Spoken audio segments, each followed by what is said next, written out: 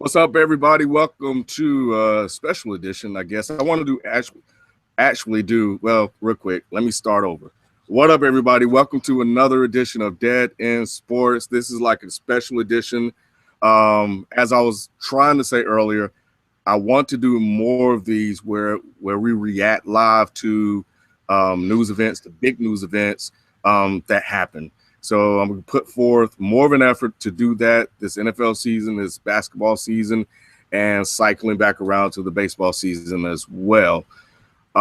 Sometimes it will be us live. Sometimes it will be just quick 2, 3, 5 minute just news updates, which is similar to what I did earlier this week, where I posted about Allen Iverson, where he named his top 5 NBA players of all time, along with his top 5 rappers. So make sure you guys check that out. But, hey, let's just jump into it real quick. Colin Kaepernick made news last night during the game, the basketball game. Not basketball, shit. I'm getting my stuff confused. Football game, preseason football game against the Green Bay Packers. And Colin Kaepernick decided not to stand for the national anthem. His reasoning behind that is that he doesn't want to support a country that oppresses black people. That's what he said. And the organization, the 49ers, came out and said they support Kaepernick's constitutional rights to do so. And here we are. Now, look, this news hit me this morning. I was out going for a walk, and it popped up on my phone. And my first reaction was, because out of all people, I did not expect that from Colin Kaepernick. Understand that, and Q, correct me, but I believe Colin Kaepernick is biracial. I think he's mixed. Let me look that up. Actually, I believe he is biracial. If I'm not mistaken, he's like some sort of a Middle Eastern and a white. If I'm not mistaken, but he's as we all know in America, if you're biracial, mixed, if you have any type of color to you, you're a person of color, which is, he was standing up for them too. And Colin Kaepernick identifies with the African-American race. We saw earlier this week where this biracial couple received a letter because they moved into this neighborhood and the people, their neighbors, didn't want any black people in there. So they wrote them a nice little letter and told them that they were moving. So regardless of whether you're mixed, you're interracial, you're Middle Eastern, I apologize if the airplane overhead is being captured. But I'm outside because this is like real sudden for everybody. So he is half black and half white. Okay. But Q, hey man, if you have anything, you're black. Yeah, he identifies with that. So the police are not gonna stop Colin Kaepernick and say we have a mixed Middle Eastern. No, they're gonna be like, no, we have a black man driving a Beamer. All right, so Q, man, I missed it. I'm catching up. I'm reading articles. I'm reading tweets. But you told me earlier that Twitter lost their mind. What do you think about all this mess going on right now? When we eulogized Muhammad Ali a couple months ago, after the legend passed away, and he's now an ancestor, me and you all in FIFO, we got into a little bit of a discussion talking about where are the next voices going to come from? Where are the next people who are going to stand up for their people and stand up against injustice of all kinds that come from all races, all colors, right? And in particular, in America, we have a racial problem that stems from the root term known as systemic racism. You could call it any other name, but most people call it systemic racism. I have like 4 other names for it, but it is what it is. And with systemic racism, we have established in America a system where by default, whether they want to or not, white people are by default looked at as the standard, the good, the best, and the better in all fields of everything. That's the way it is. The way that we tell time is Eurocentric. The way that we define beauty is Eurocentric. The way that we define masculinity is Eurocentric. The way that we define feminism is Eurocentric. Everything is defined by a white point of view. All right. Now, Colin Kaepernick took a stand after during the national anthem. He sat down. He did not stand up. And I like to refer to this as one of the people I was looking to stand up. Not specifically him, but I just wanted anybody to stand up. How in good conscience can you make all these millions while these kids out here getting lynched in the streets by police officers? They're out here getting murdered by police officers, and they're getting off. They're out here being poisoned by their governments. You got babies with lead poisoning. Nothing is happening to the people in charge. So Colin Kaepernick is like, all right, I cannot in good conscience pledge allegiance to a country that does not care about black people in particular, but also the poor and disenfranchised. But it just happens to be that black people make up the biggest percentage of the poor and disenfranchised in America, just the way it is. And Colin Kaepernick, you can check his timeline right now. You see what kind of shit he's on. Excuse me. But the way that he is moving is how, in my opinion, all black athletes and all athletes who care about this cause should move. He's not saying, I won't play. He's not saying, fuck the NFL. He's not completely removing himself from the process, but he's making it known that you know where I stand. You know what I mean, and you know what I mean when I do this. I cannot in good conscience pledge allegiance to a country that does not care about black folks. And like you said, people lost their minds on Twitter. Well, why don't you just leave then? Well, you can get the F out of here. Why don't you just go back to Africa then? I've seen like 3,000 of those tweets. People are saying, well, what about the troops? And I'm going to touch on this real quick and I'm going to let you talk. I know thousands of people on Twitter, right, who will look at this, right, and they'll condemn it. But the moment that Ali passed away, they were on his job. Oh, rest in peace to the legend. He was such a social warrior. We needed him. I respect him for his decision to stand up. But when Kaepernick does it, it's go back to Africa. That shows me that that's all for looks. That's all for retweets. That's all to look cool. And if you were alive when you were witnessing a young Ali in his prime doing what he did to stand up to the U.S. government, you probably would have did the same thing too and said, well, why don't you just leave then? Because we have a problem where black people can't stand up for their people without having to be labeled as militant, without having to be labeled as problematic or one of those.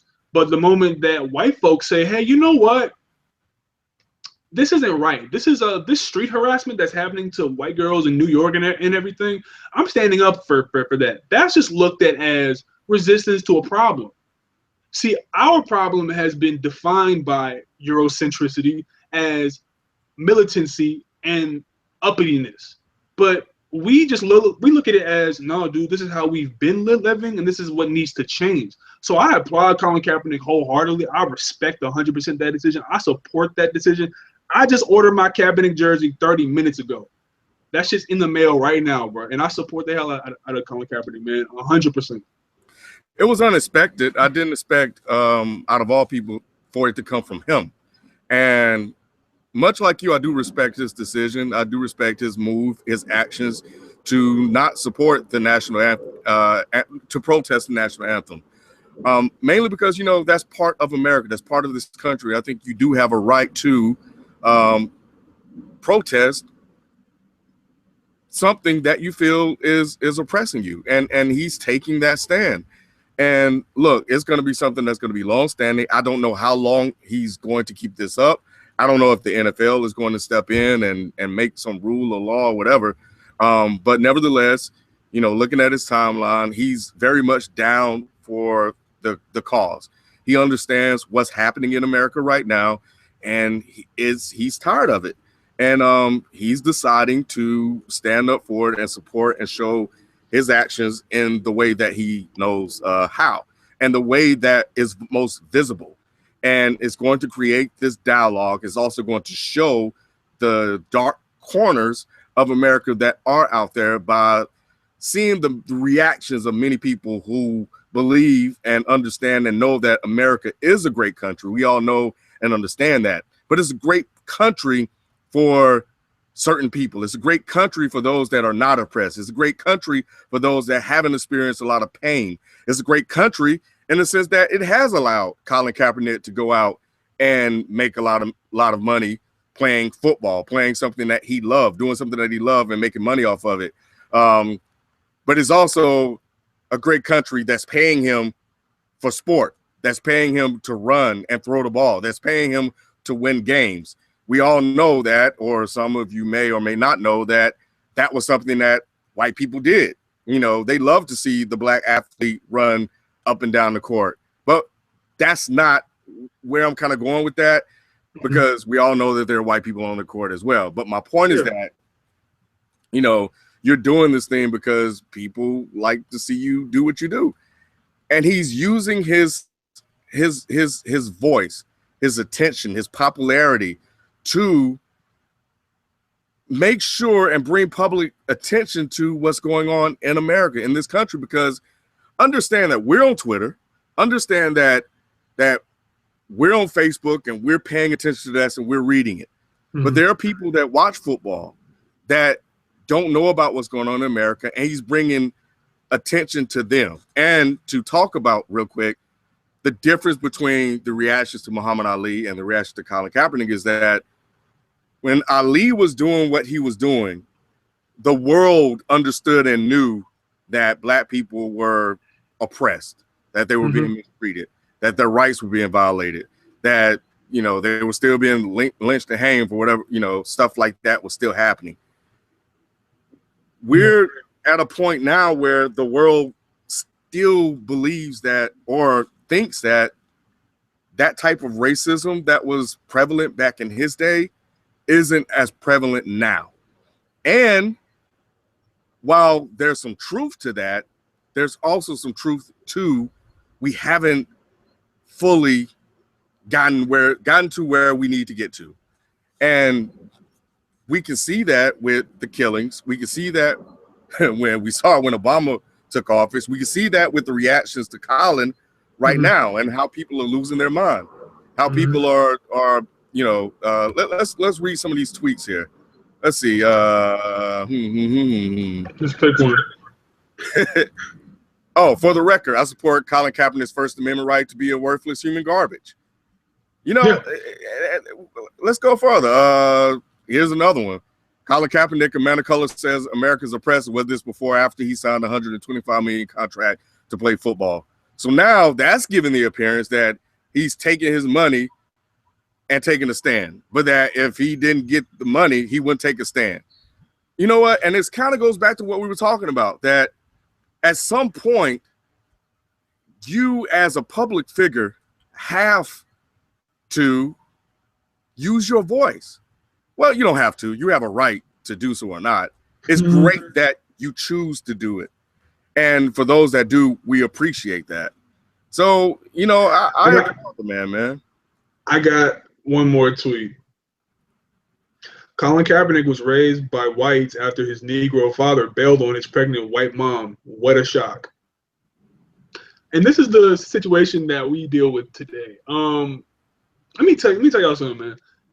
The racism I'll say pre-1970, that was state-inflicted and state-sanctioned racism. Now, let me explain the difference between what we have today and what we had then. Then we had inflicted and sanctioned by the state, meaning that police officers would just, you know, it would be common practice to take you, beat you up, and let you get lynched, right? And then they would allow it to happen and let the people get off. Just look at Emmett Till, right? Now what we have is they stopped inflicting it so much statewide, is nationwide in terms of like states, in terms of like police forces, even though we see the uptick in police brutality, that's masqueraded under the rogue cop narrative. When the fact of the matter is that really never stopped, but it's more state sanctioned now than it was state inflicted. But do not get it twisted. There's still state sanctioned and state inflicted racism in America. Now, what we have to deal with now is the argument that, oh, well, you're rich, so what do you know about racism? Like, first off, fam, let me tell you something right now. In America, your money, if you're black, that doesn't mean shit. All right, let me just be very, very, very, very frank. Do y'all remember, Ken, do you remember that black guy? I don't remember his name. You remember that black guy? It was like a couple of months when Obama first took office, and the police officer arrested him because he was trying to get into his own house. You remember what I'm talking about? Yes, I do remember. I don't recall his name though. I do not recall his name either, but he was a rich, affluent black man trying to get into his house. He locked himself out of his own house, and one of his neighbors called the cops on him and said, "Yeah, we have a Negro trying to break into a good neighborhood over here." And the police arrested him, and they wrestled him to the ground. And that marked, for me, where I said, oh, so anybody can get it. Because I was young. I was like maybe 11, 10 when this shit happened. So I was like, oh, okay, anybody can get it. So that should tell you that this argument that, oh, he's rich, what does he know? What does he know about racism? What does he know about this and that? First off, we have to understand, man, that your money, if you're black, does not save you from anything. It might save you in a court of law, but it does not save you if a police officer decides that it's your day. It does not save you if a police officer stops you and says, you know what, this car is too good for you to be driving. That's what doesn't save you. It can save you in a court of law. You can make all the OJ jokes that you want, but we already saw the episode that we did on that. But the problem that I have with this is people who will defend Ryan Lochte as a kid who just made a mistake by vandalizing and tearing up a gas station. Now let me look up how old Colin Kaepernick is. Let me just look. Let me just do some investigating. He's 28. All right, so he's an infant compared to Ryan Lochte, right? Because Ryan Lochte's just a fucking kid. So Colin Kaepernick, he is an infant. So let's give him a pass. He might just be a kid, not knows what he's talking about. But then you wouldn't accept that because, oh wait, he has darker skin. The people who have a problem with this is who I'm speaking to. The problem has always been that black athletes have been beat into submission after the Ali era.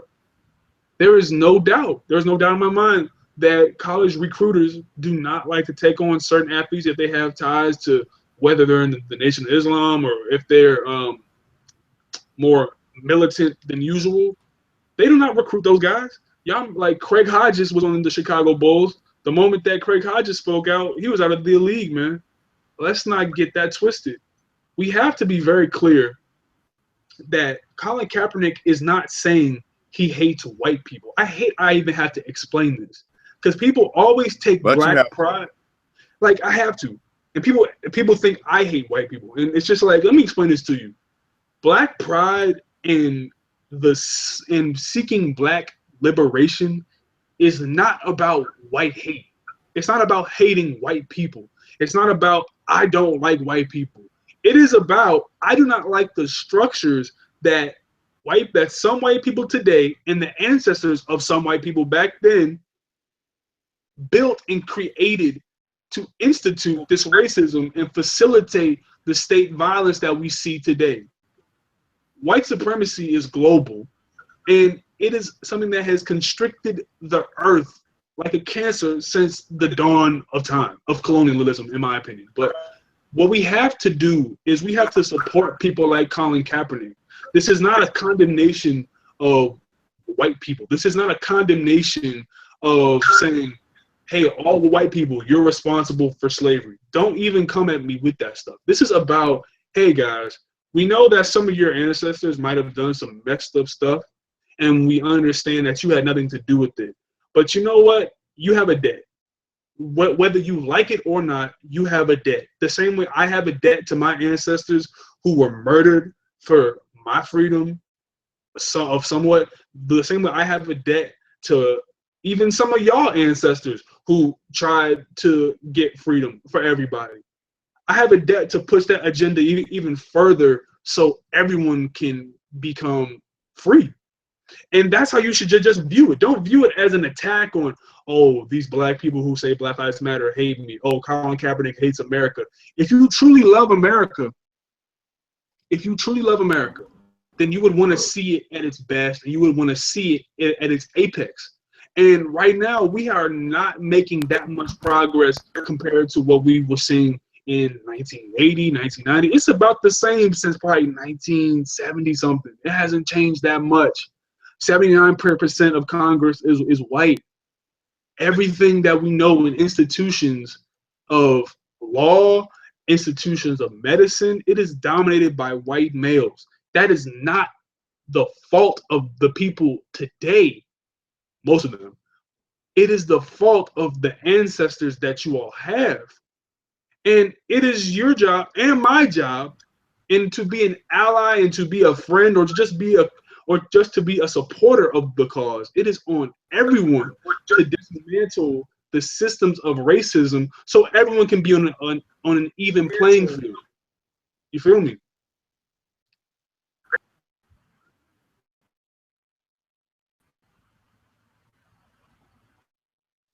I don't really have much else to say on Colin Kaepernick other than I support this 100%. It's not even like he's done anything inflammatory. He sat down during the national anthem in a preseason game that did not even matter. So why are we all up in arms? You feel me?